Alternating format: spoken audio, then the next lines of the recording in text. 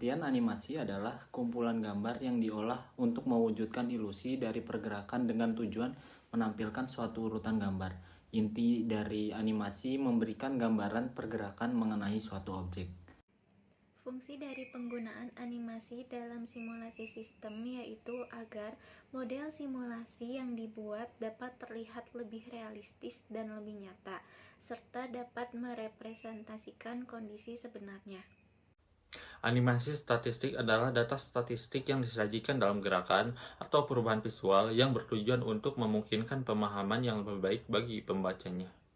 Di sini saya akan menjelaskan mengenai animasi variabel, level, clock, date, histogram, dan juga plot.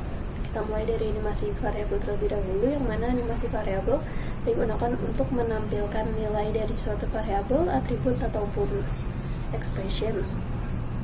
Berikutnya ada animasi level, digunakan untuk menampilkan grafik batang tunggal yang tingginya berubah-ubah mengikuti nilai dari suatu variabel, atribut, ataupun expression. Berikutnya ada animasi clock, digunakan untuk menampilkan waktu dan memiliki dua jenis, yaitu ada analog clock dan juga digital clock. Berikutnya ada animasi date untuk menampilkan tanggal. Kemudian ada animasi histogram, digunakan untuk menampilkan grafik distribusi frekuensi.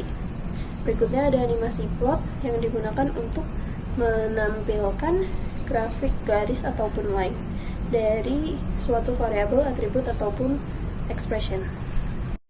Animasi yang sebaiknya ada dalam simulasi sistem diantaranya yang pertama ada animasi pergerakan yang menampilkan bagaimana entitas atau komponen dalam sistem bergerak dari satu keadaan ke keadaan lainnya. Yang kedua ada animasi interaksi antar komponen yang memperlihatkan bagaimana komponen berinteraksi dalam sistem satu sama lain. Yang ketiga ada animasi reaksi dan respon yang memperlihatkan respon dari sistem terhadap input data atau perubahan tertentu. Yang keempat ada animasi visualisasi data yang menampilkan data secara sistematis untuk membantu pemahaman.